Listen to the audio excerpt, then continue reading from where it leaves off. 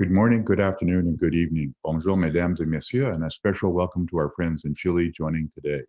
For those of you who don't know me, my name is Stuart Beck. I am President and CEO of the Asia Pacific Foundation of Canada. I spent 32 years as a diplomat in the Canadian Foreign Service, retiring as Canada's High Commissioner to India in 2014. It's my distinct pleasure to welcome you today to this panel discussion on CPTPP and economic opportunities in Southeast Asia, ASEAN as an economic region, presented with our partners at the Chile Pacific Foundation. With global politics being what they are now, there is more than ever a need for middle powers to diversify their economic and political interests. For Canada, which is highly dependent on the United States and China economically, we need to look to Asia and ASEAN in particular to diversify our markets and interests. Chile is facing similar challenges, and it only makes sense that our two organizations partner on a topic we are exploring together. As part of Canada's reflection on its colonial past, we always start our virtual and in-person sessions with a land acknowledgement. This is particularly relevant this week with the horrific revelation of mass graves of children attending a residential school in British Columbia. Residential schools for our First Nations communities is a relic of our colonial and settler past. So, I know many of you are joining us from across the world, from multiple time zones in Canada, Chile, and across the Asia Pacific region. I would like to take this opportunity to acknowledge that the places Canadians call home are the traditional territories of many First Nations, Métis, and Inuit. APF Canada is headquartered, and I myself am speaking to you from the unceded territories of the Squamish, Musqueam, and Tsleil-Waututh peoples. We are grateful to Canada's Indigenous peoples for their stewardship of the land on which we live, work, and play. We at APF Canada are collectively committed to the process of reconciliation. It's hard to believe it's been over a year since the beginning of the pandemic and the massive disruption it has caused across the globe. As challenging as the shift to this new virtual normal has been, it has facilitated closer collaboration between our organization like ours. The Asia Pacific Foundation of Canada and the Chile Pacific Foundation signed an MOU back in 2019, recognizing at that time the potential for mutual collaboration. We are both the ABAC secretariats for our home economies, Pacific nations that literally face the immense and diverse economic opportunities in Asia, and we share a common commitment to promoting dialogue and understanding around free trade architecture, including the topic for today's discussion, the Comprehensive and Progressive Trade Agreement for Trans-Pacific Partnership, the CPTPP. In partnership with our friends at Chile Pacific Foundation, we have gathered an impressive group of experts today to think through the emerging trends and opportunities in Southeast Asia, one of the most dynamic regions in Asia. As co-signatories to the CPTPP, we hope today's discussion will provide insightful commentary on the growth of ASEAN and the challenges and opportunities it presents our respective economies. Before I turn over the floor to Dr. Klaus Schmidt-Hebel from the Chile Pacific Foundation to say a few words, let me go over a few housekeeping notes. This webinar is currently being recorded and will be available on our website shortly after. We encourage your questions and comments. Please use the Q&A box located at the bottom of your screen to submit your question. If we don't have a chance to answer your question live, please feel free to reach out to us offline. And for technical support, please reach out to Mandy at events@asiapacific.ca. Now let me introduce Dr. Klaus Schmidt-Hebel to make a few remarks on behalf of our partners at the Chile Pacific Foundation. Dr. Schmidt-Hebel is a member of the Chile Pacific Foundation's Board of Directors and an international consultant, advisor, and public speaker. He held the position of Chief Economist of the Organization of Economic Cooperation and Development and Director of the OECD Economics Department in Paris in 2008-2009. He was Chief of Economic Research at the Central Bank of Chile during the previous 12 years. Before that, he was Principal Economist in the Research Department of the World Bank in Washington.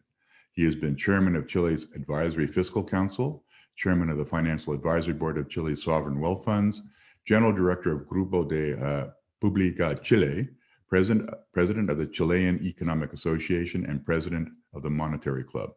He was elected 2008 Economist of the Year by his peers in Chile. Dr. Schmidt-Hebel, the floor is yours.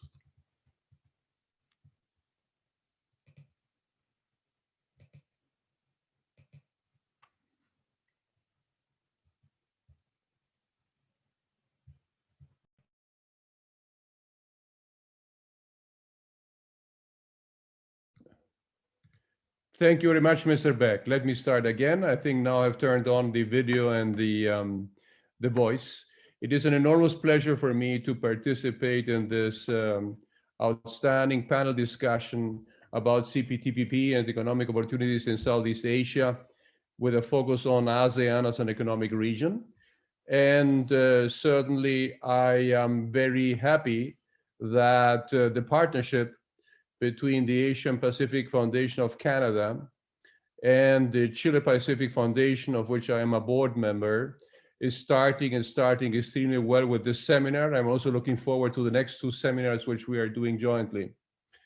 As a board member of the Chile Pacific Foundation, I strongly support activities such as this one, which link the efforts of Canada and Chile in working together to shed light on the strategic importance and economic potential of the ASEAN region for Chile, for Canada, and for the Americas as a whole.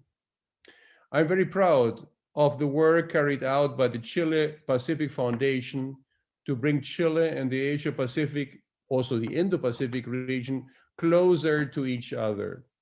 By taking part of a growing international network of world-class partners, of which the Asian Pacific Foundation of Canada is an outstanding member, our foundation is working on and promoting a forward-looking agenda to deepen Chile's commitment and strategic projection to the Pacific region in many dimensions, including trade, investment, and also political cooperation to handle many of the most pressing issues of our time.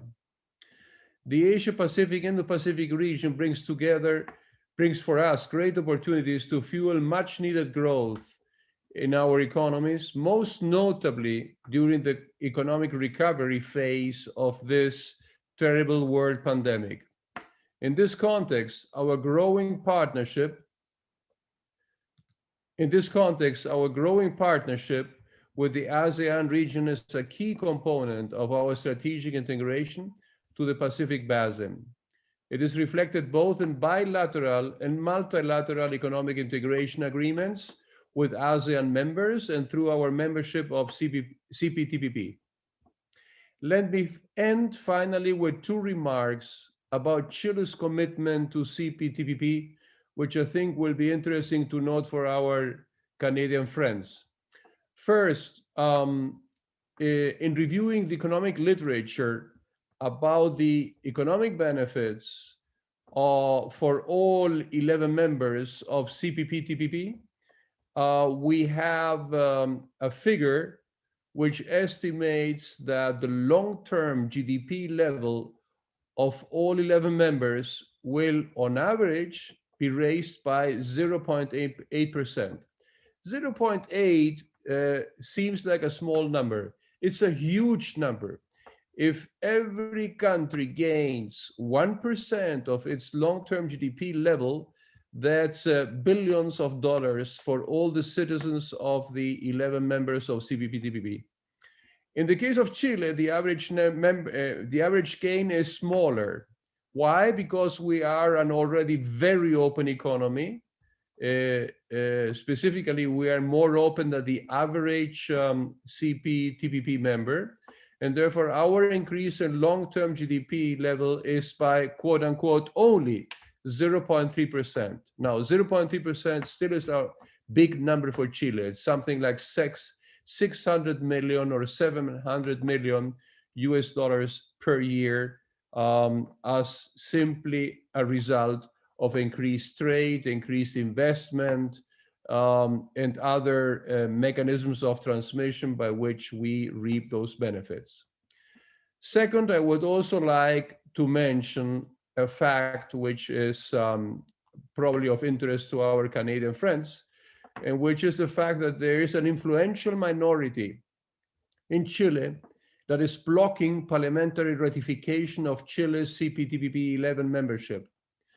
It is basically an ideological opposition by a minority, but as I said before, which is very influential, that exposes fake news and lies about the effect of CPTPP for Chile. And therefore we have a big agenda, which we push together between many important members of Congress, plus the government, plus this foundation, in trying to convince Congress that the economic, social, and also political benefits of a closer partnership through CPTPP with the Asia Pacific region and also with Canada and some other Latin American country members would be of enormous net benefit to Chile. Finally, let me end by wishing us all a very successful seminar and a fruitful discussion of the issues covered by our outstanding speakers. Many thanks. Thank you very much, Klaus. And I empathize with your challenges in getting these important issues through. As you know, we had some hiccups ourselves in the early process of CPTPP, and we managed to work through that. And I think everybody in Canada understands the importance of agreements like these for a small economy, well, small country in terms of population, big country in terms of size, but we are a trading nation, and having these access to these instruments are so important for our success in our future. And one person on our panel today, a former board director at the foundation, Jean Charest, will, I'm sure, speak eloquently to that. And you know, when you think about Canada and Chile, there's so much that we have in common that hopefully we can learn from each other as we approach the Asia Pacific region, Indo-Pacific, as it's becoming, as we're calling it now. This, I think, is really an important reason for our partnership and for being able to work together on a series like we're doing. So now I'd like to introduce Dr. Jeff Reeves, Vice President of Research and Strategy at APF Canada, who will be the moderator of today's discussion. So Jeff, over to you. Thank you, Stuart. Good morning, evening, and afternoon to all our participants and observers. My name is Jeff Reeves, and I am the Vice President for Research and Strategy at the Asia Pacific Foundation of Canada. I can't tell you how pleased I am today to be moderating the events together with the Chile Pacific Foundation. It has been nearly 2 years since our institution signed a memorandum of understanding and agreement to work more closely together, and this is a wonderful first effort to operationalize that agreement. Now, from a Canadian perspective, I can also say with all sincerity that I agree with both of the opening remarks, that it's an important opportunity as well to highlight opportunities within the Canada-Chile relations, particularly as I believe there are so many potential areas where our two states can work together, not just within Asia, but with bilateral relations and bilateral ties focused on the Americas and the Pacific region.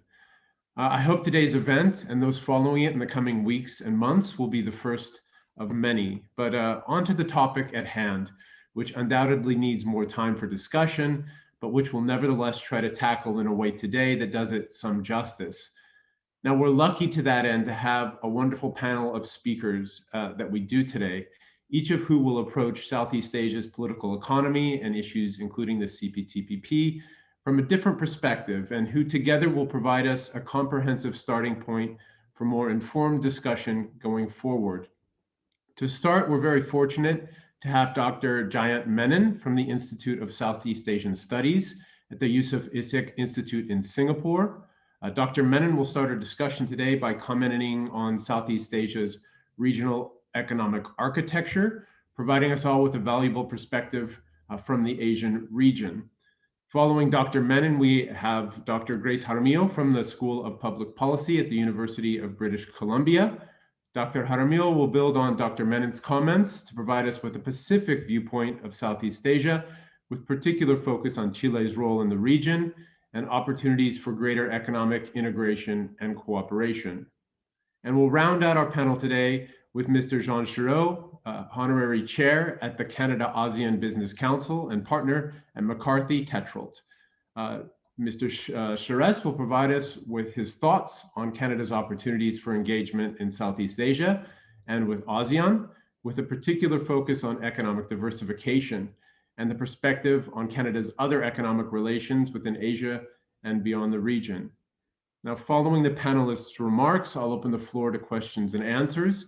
As noted earlier, you can type your questions into the Zoom question function, and we'll do our best to consolidate questions to make sure we can cover as much ground as possible. And with that, I'll turn the floor over to Dr. Menon to kick off our discussion today. Thank you very much. Thank you. Thank you very much, Jeff. And it's a great pleasure for me to be here with you today. I hope you can all see and hear me well. As Jeff mentioned, I've been asked to provide the perspective from the ASEAN region. I'm here in Singapore, and I'm a Malaysian by birth. So let me spend the next 7 minutes or so talking about the important things as far as trade and trade agreements are concerned, the important things for the ASEAN countries as I see them.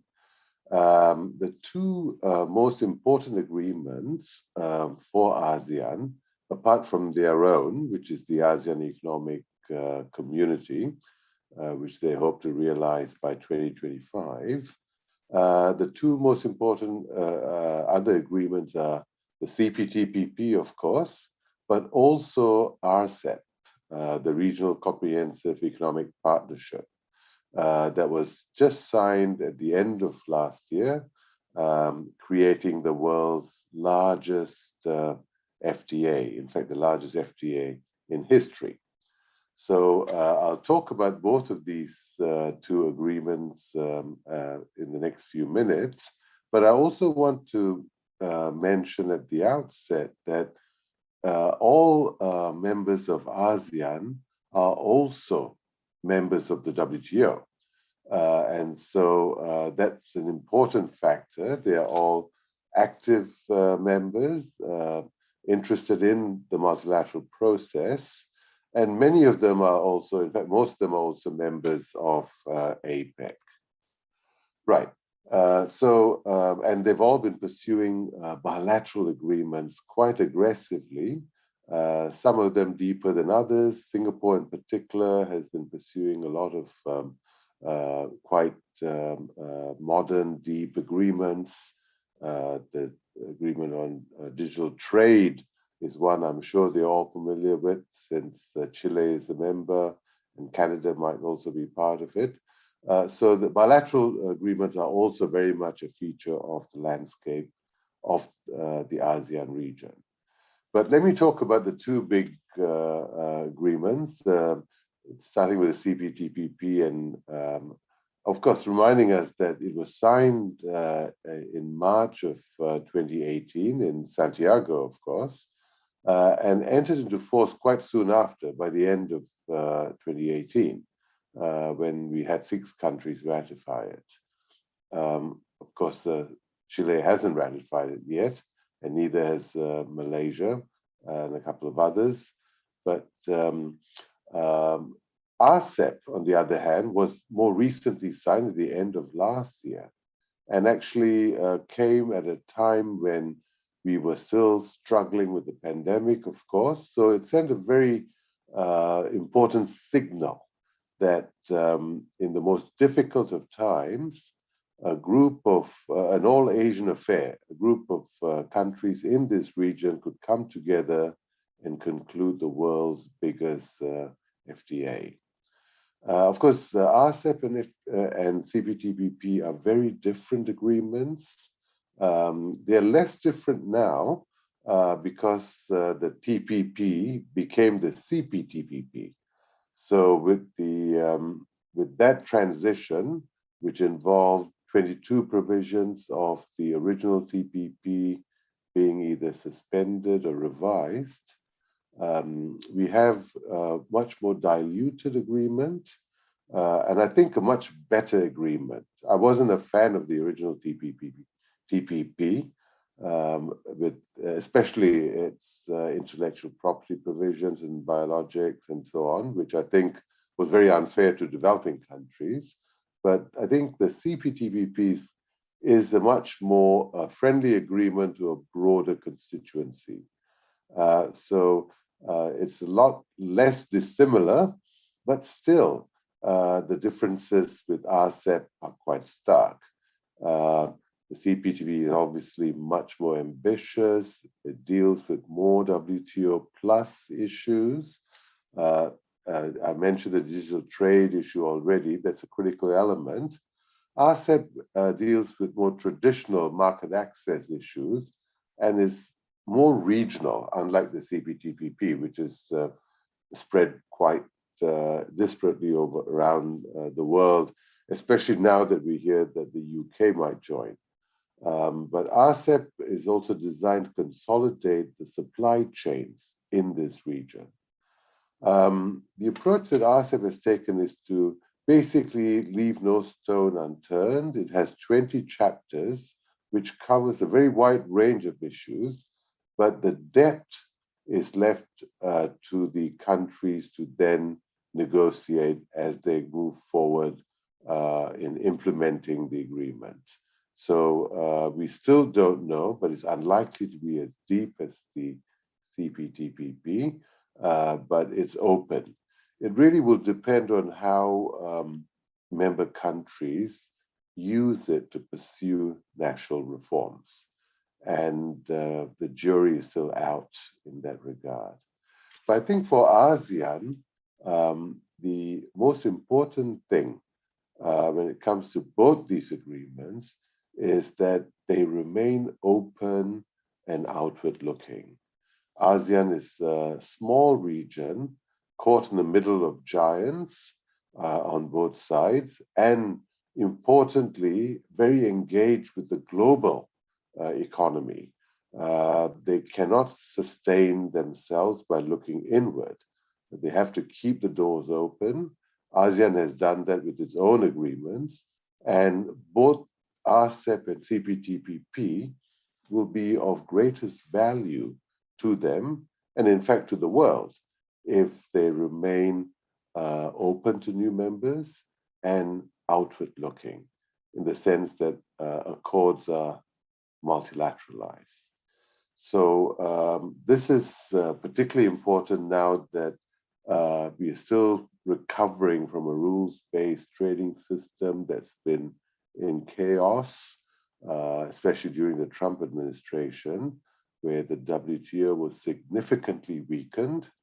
And in fact, its dispute settlement mechanism was in paralysis after the Trump administration did not reappoint judges to the appellate body, leaving it without a quorum. We hope that the new US administration will have a different position, and the new DG will take this forward in a positive way. So let me try and wrap up now by making one more point, and that is I've already talked about how RCEP and CPTPP will be critical to this region if it remains open and outward looking. But the other factor that's particularly important to ASEAN is early resolution of the US-China trade war. This is a very important issue for ASEAN. They're caught in the middle. They don't want to take sides. China is very important to all these countries because of the supply chain and because of trade and investment, but so is the US. And the US is more important to some than others for non-economic and geostrategic reasons. So they don't want to have to pick sides, and they haven't. But the sooner we resolve this trade war, the better it will be for this region and indeed the world as a whole.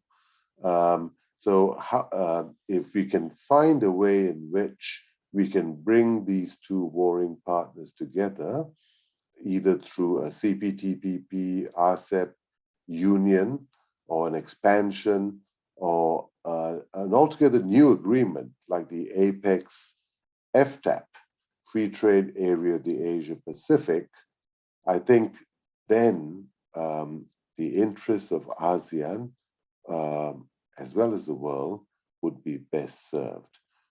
We don't know, there's no easy way of moving forward on this.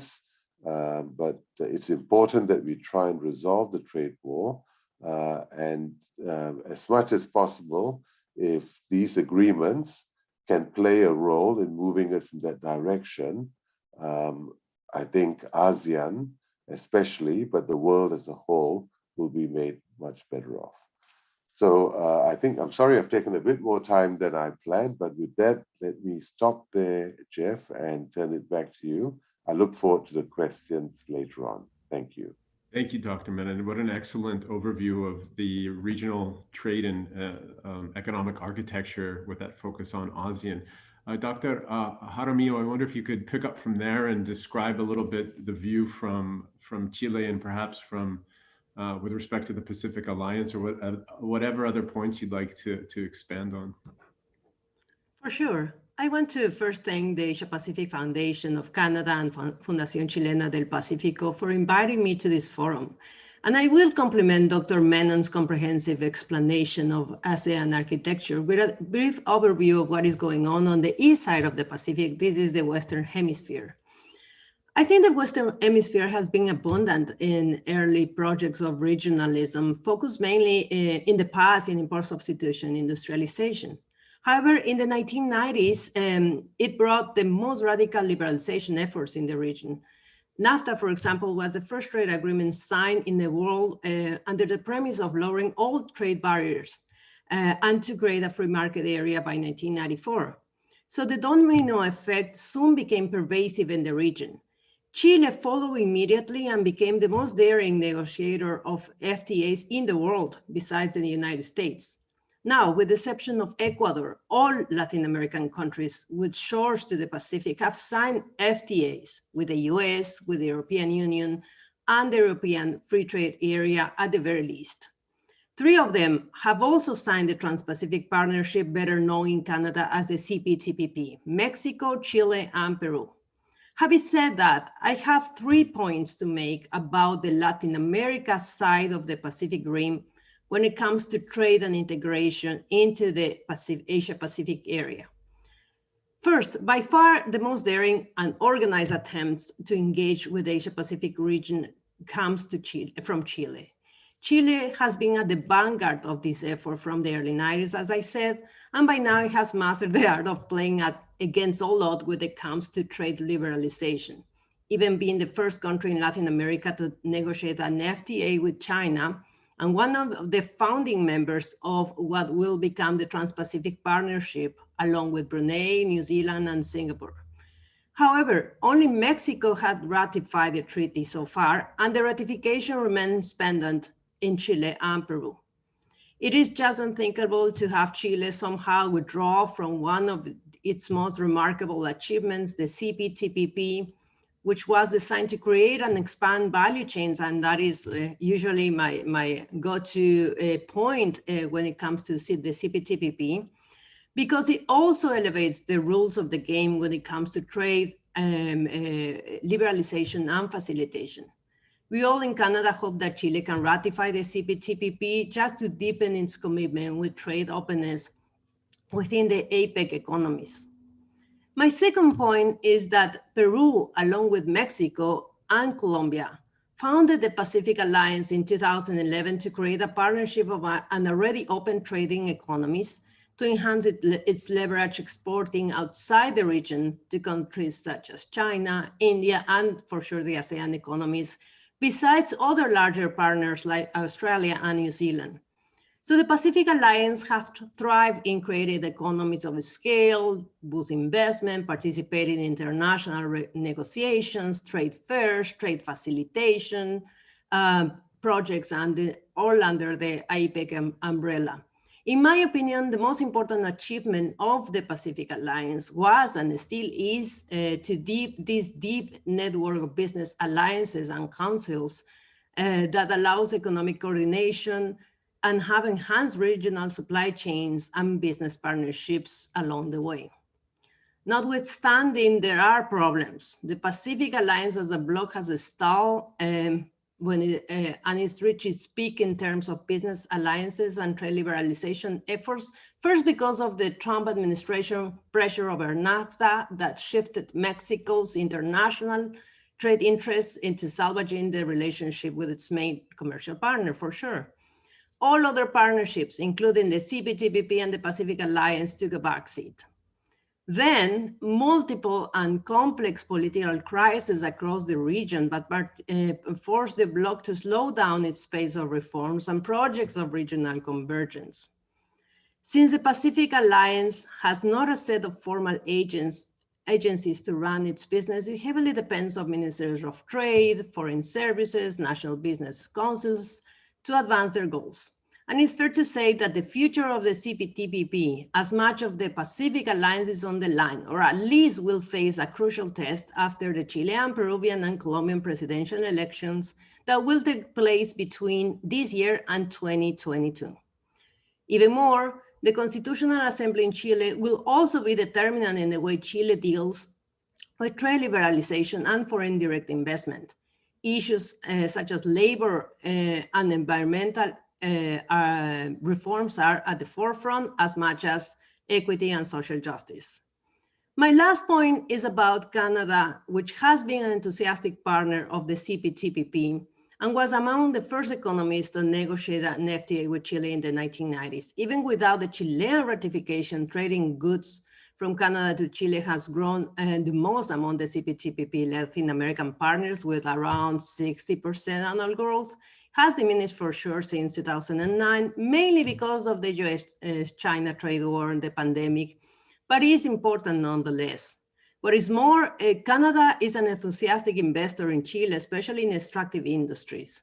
Until last year, Canada has channeled around $5 billion in new investments in the 4 countries of the Pacific Alliance, and Chile usually captures around 10% of this total.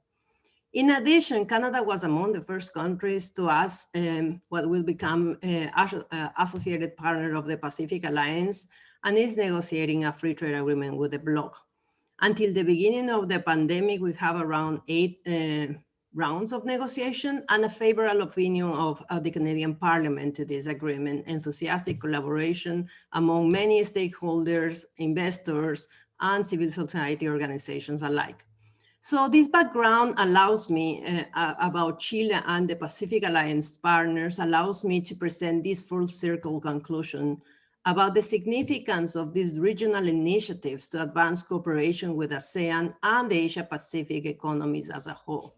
If anything, because both groups have a great chance of making history with an open digital trade market that is on the making. What is more, this is extremely important also as a stepping stone into a broader multilateral negotiation that is currently underway at the WTO that will enhance this one single, usually overlooked pillar of the CPTPP, which is trading services, that is the real future for this alliance. I will open to answer any questions during the Q&A, and thank you very much. Thank you, Grace, for that. Mr. Chéré, I wonder if we could turn the floor over to you to talk a little bit more from the Canadian perspective. And just for the audience, I just also want to add to some of the past accomplishments that Mr. Chéré and positions has held. Was the former Premier of Quebec, Quebec being the 2nd largest province in Canada, and also a very strong advocate for Canada-EU trade agreements and an advocate overall for Canadian trade. We couldn't have somebody more qualified to speak to this issue. Over to you, Mr. Chéré. Thank you very much, Jeff, and I hope that everyone can hear me well. Let me start by saying how delighted I am to participate. I think this is probably the inaugural event of both foundations working together. There's 3 of them scheduled. And I just wanted to say how great an initiative this is. It is a very good idea for Chileans and Canadians to caucus together and to compare notes, to look at our respective positions on the trade agenda in the world, and in a context of multilateralism to which we are both very committed to work together. And I understand that Chile has not yet ratified the CPTPP, and we are going to be very careful not to mesh ourselves into domestic issues. But if there's anything at all that, from our experience, that you can draw upon, we'd be delighted to share it, the good and the bad. And let me start with a very brief reminder of what Canada's vital interest is. We are a country of over 38 million people, and we are a country that is privileged to have a high standard of living. The reason for that is because we trade.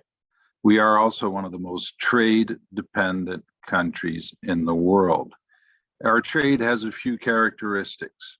It is very much about, natural resources. Energy comes first. I mean, oil and gas would be first on the list, but it's also the forest industry and its agri-food in particular, which is a big part of what the CPTPP is about. And it includes also technology and a number of things. But Canada is very much a knowledge-based economy who's blessed with these resources. And on the trade side, we heavily depend on these resources for trade. Actually, our weakness has been our ability to get small and medium enterprises more invested and involved in trade. The other characteristic is that we live next to the United States, which is sometimes a blessing and sometimes not. And the United States have been good neighbors and allies and friends of ours, but the United States is a superpower, and superpowers behave a certain way, and that's part of the context of what we're dealing with today. On trade, for example, I'll give you an example. If you do a trade agreement with the United States, there's an unwritten rule. If the Americans don't like what's happening, they'll just override it in certain instances. And that's the behavior of superpowers. They can write their own rules. So, and Canada's part of the feature of Canadian politics has been to learn to manage that relationship, at which we have been fairly successful in doing, I would say, up until the election of Mr. Trump, which made things a lot more complicated for everyone else. On the CPTPP, it's an interesting story. I was premier when it was launched, and I was very supportive of it. But Canada was not invited to this party at the outset. We were not part of the CPTPP. We had to invite ourselves in. And thankfully, countries like Chile were the ones who opened the door. That's why it would be ironic if, after inviting us into the negotiations and allowing us to be there, Chile would not follow through by ratification. And we went into the negotiations on a defensive mode because we wanted to protect the interests that we had. It wasn't on an offensive mode. It wasn't so much that we were looking for something to gain. We were at the outset trying to protect the gains we already had. For example, we had learned from the South Korea negotiations that if you allow another country to be able to get ahead of you, which was the United States in our case, well, they're going to steal your lunch. And that's exactly what happened in the case of South Korea, until we finally were able to get our own internal act together and to be able to get an agreement on this. As mentioned, I'm also co-chair of the Canada ASEAN Business Council. And Canada has had a good relationship with ASEAN, but in all honesty, we have not had a constant presence within ASEAN. Now, as we look at the bigger world, and because we are so trade dependent and much too dependent on the United States, in the last few years, we have made efforts to diversify our trade. CETA is a good example. The Canada-Europe Trade Agreement, Jeff mentioned, I was involved in that. We went to the Europeans after the Doha round went off the rails. I'm the one who went to the Commission to say, why don't you do a trade deal with Canada? And the arguments we put forward are relevant to what we're all experiencing today. We said to the Europeans, this is why you want to do it. If ever you want to do a trade deal with the United States, it'd probably be a good idea to do a trade deal with Canada first to establish the basic rules, and then you'll be in a better position to leverage a good trade deal for yourself with the Americans, keeping in mind, as I was mentioning earlier, that they're a superpower that behaves like a superpower. Well, the Europeans agreed with that. And we signed with the United States one of the most comprehensive deep trade agreements in the world, and it's working well. Though I would have to admit, in all honesty, that Canadians are not taking as much advantage of that trade agreement as we had hoped that they would at this point. Europeans are also doing very well, but nonetheless, this has created an environment where Canada is in a consolidated position. As an entry point to North America, we have this extraordinary trade agreement with Europe, which the Americans do not have. And Europe, by the way, is the #1 consumer market in the world, still close to 500 million people. And on the other hand, we have NAFTA, the second generation, called now CUSMA, the new acronym, which gives us access to the North American market with our Mexican and American partners. Not a bad place to be. If you're trying to access North American markets, that's a pretty good position for you to be in. But we are, and we know and acknowledge that economic growth is going to be happening in Asia. Thus our presence with ASEAN. We've been trying to push on our ASEAN partners to get a trade agreement. They have been more or less interested. They're not indifferent, but there are 4 countries within ASEAN who are already part of CPTPP, which includes Singapore, Malaysia, Brunei, and Vietnam. And so Canada is now looking at the opportunity of doing bilateral agreements within the ASEAN zone, in particular with Indonesia and the Philippines. We did take good note, as Dr. Menon mentioned earlier, of RCEP. And we always viewed RCEP as a possibility.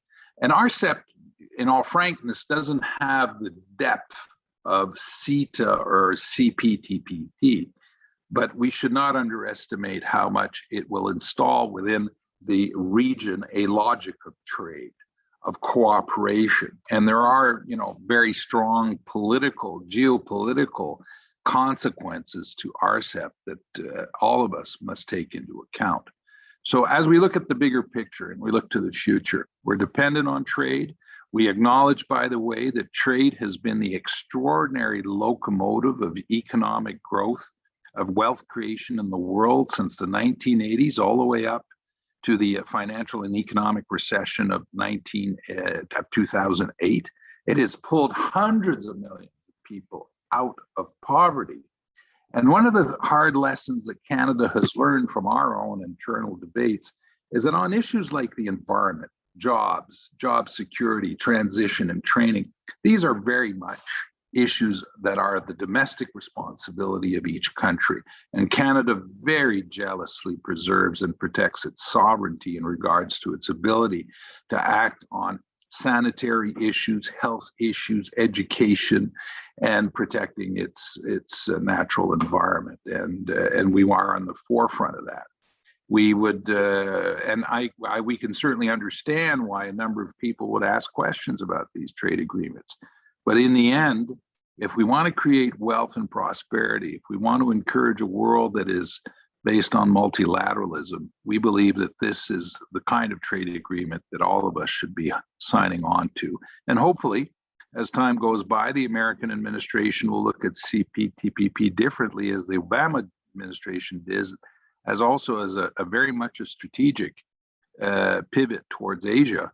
And will we want to be part of this club, and to the advantage of all the partners. Thank you very much. Thank you, Mr. Charest. I think we can open now the floor to question and answer. I have some questions to kick off the discussion. If the panelists could all maybe turn their cameras back on, and I can address these to the group. And I think we can just determine if anybody has a comment to make on some questions.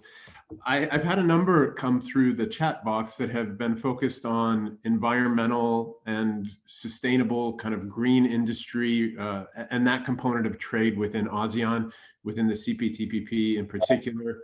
I wonder, in particular, when we talk about, so that's almost a two-level question.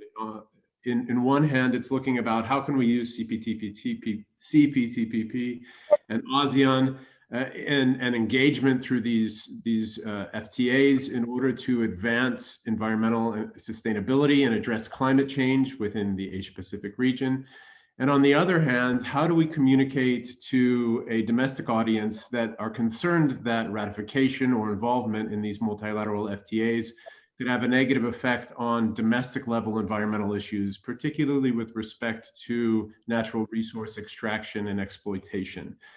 So a big question, but a lot of people, I think, have expressed that interest and concern about how to address that through the existing mechanisms, and also how to communicate and address that back into the domestic constituents that are going to be so critical to bring on side in order for ratification in the case of Chile, and for advocacy, perhaps with respect to Canada.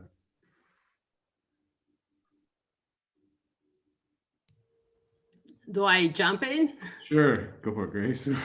Well, in my experience, especially in Latin American countries, the domestic side of the negotiation is as important of the international side of the negotiation, and is usually overlooked. So whenever we negotiate and then implement a free trade agreement, much more talking about the CPTPP that has an additional level of complexity because it enhances global value chain. It really needs a lot of discussion, a lot of education processes, engage with civil society organizations on a regular basis. So it's a way of addressing also the interests of the many constituencies that may feel really probably affected by the agreement. So one of the issues that Canada has done very well is creating tables or even cafe talks about free trade agreements, engage with small and medium enterprises, engage with civil society organizations, and especially the ones that are really concerned about environmental issues. For example, not many people know in Latin America that the free trade agreement, the CPTPP, has a whole chapter on indigenous rights and traditional knowledge that has opened many opportunities for indigenous peoples and populations across the globe. So I think the first stepping stone is to re-engage into process of domestic negotiation inside, and also programs of implementation that address different issues regarding environmental, social concerns, labor standards, opportunities also for the people who have lost jobs, especially during and after the pandemic and the post-pandemic world. Jeff, if you want, and thank you, Grace, those are very, the reference to Canada, I want to react to by saying that when we entered into trade negotiations in the late 80s with the United States, and I was part of the federal government at the time, we did create sectoral advisory committees called SAGITs. SAGITs was the acronym, Sectoral Advisory Group, to interact. And when we did CETA with Europe, we also had a constant consultation process with civil society, which included people from the sector of culture, for example. I'll give you an example. Canada has fought very hard over the years to protect its ability to support materially our cultural sector and the arts, and to avoid it being scooped into the scope of trade agreements and the rules of trade. Now, this was extremely difficult for American neighbors to understand. Their view is that culture is business, period. I mean, it was mysterious to them, but that was for us a red line, and those consultations were constant. I do want to return, though, to sum up what our experience has been. We have jealously preserved, and CPTPP does that, our ability and our sovereign ability to legislate and act in any way we feel we must to protect our environment, our healthcare systems, and our education. CPTPP does not in any way compromise that sovereign ability of either Chile, Canada, or Japan to do that. And there's all the precedents of the other trade agreements that demonstrate that.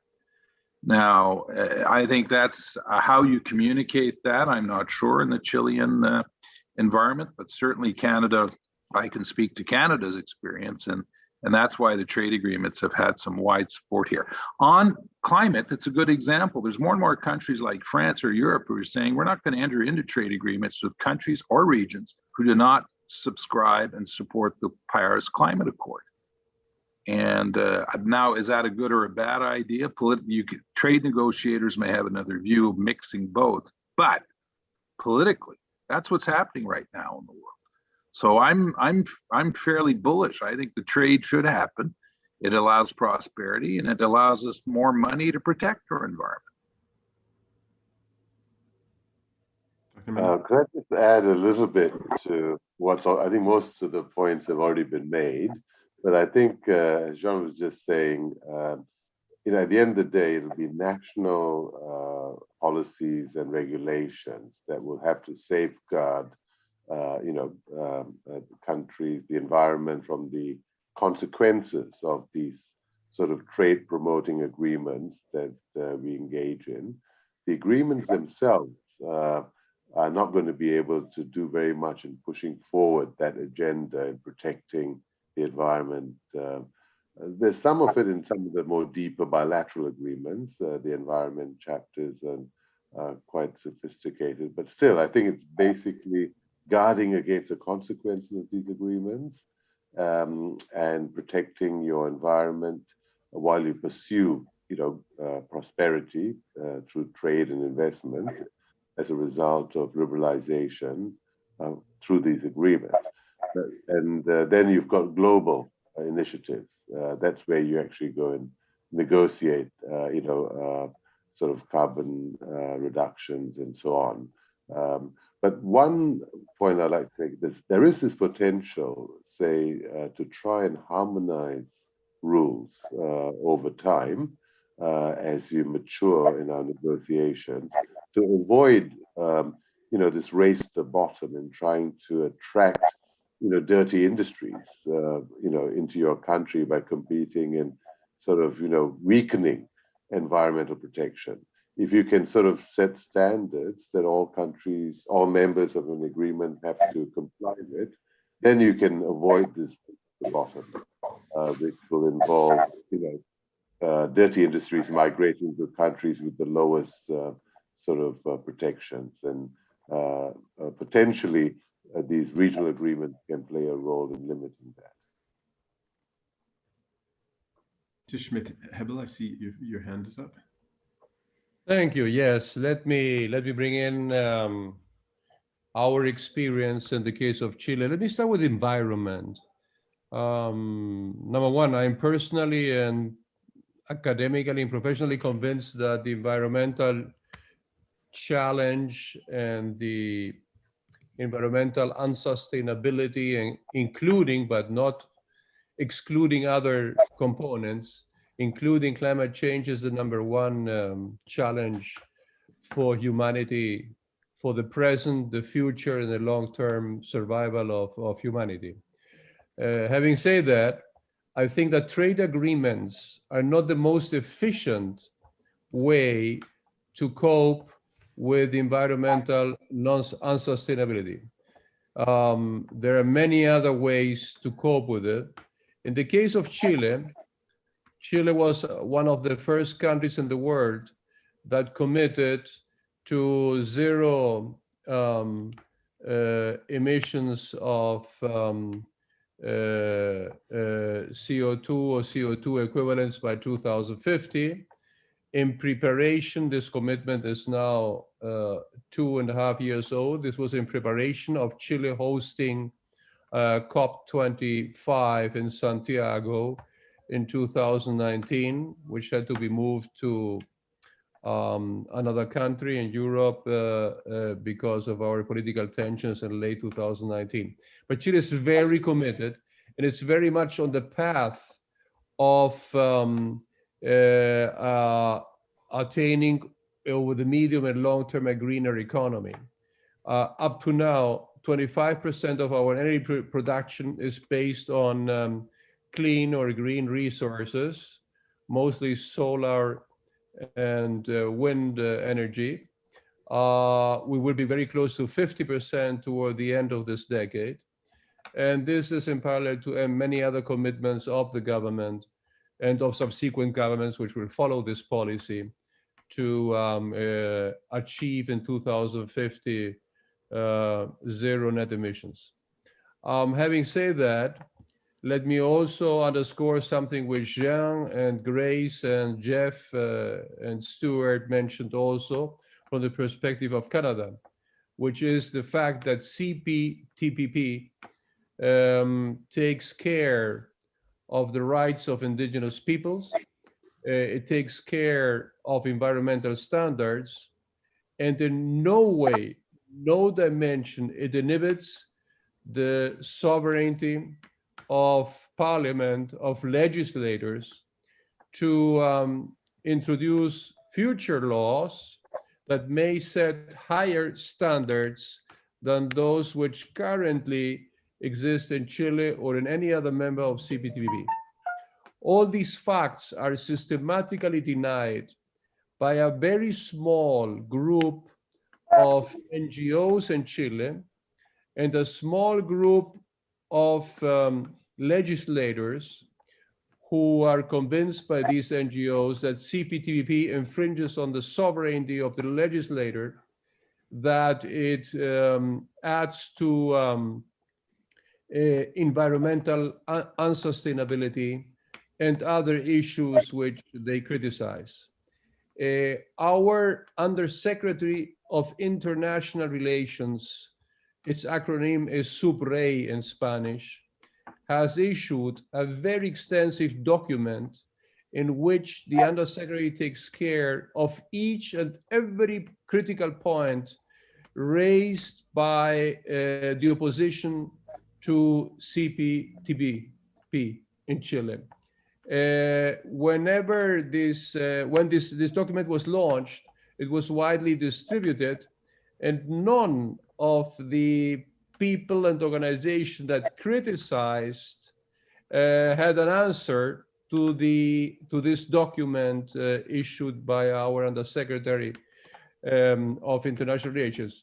But still, in the current world of fake news, of social media, multiplying lies and fake news about CPTPP, it's very, very hard to have systematic dialogue which people which opine in different ways from, I would say, the mainstream view that it is in the benefit of Chile and of all its citizens to deepen our trade, investment, and even political integration through mechanisms like CPTPP.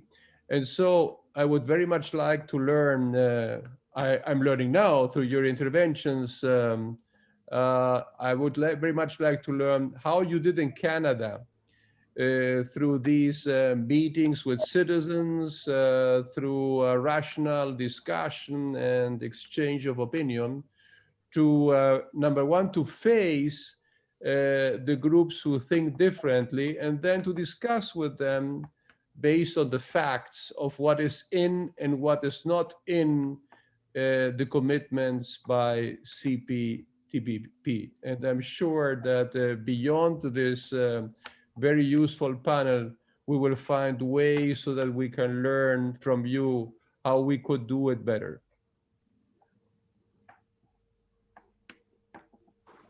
So we've come to the end of the allotted time that we have for this particular session. I realize we have a number of questions that we weren't able to get to. Many of them, however, are very relevant for the next session that we're going to be doing with the Chile Pacific Foundation on June 9th around ASEAN and CPTPP with respect to the geopolitics of the issue. And we can get a little bit more into some of the questions that we have in the chat around India's role with respect to the CPTPP, great power relations within that dynamic, ASEAN's position within some of the broader strategic thinking within the region, and address some of the questions that unfortunately we weren't able to get to today simply because we came up on the end of our time, because we have so much content and so many, I think, wonderful perspectives that these panelists and the speakers were able to bring today. So First of all, I think we did a very effective tour of ASEAN's regional architecture, thought through the Chilean experience, both with respect to engaging through the CPTPP and with ASEAN, but also a lot, I think, of useful commentary and perspective and context around the domestic considerations and challenges that Chile finds with respect to ratifying the CPTPP. I think we learned a lot here with respect to some of the myths versus realities, the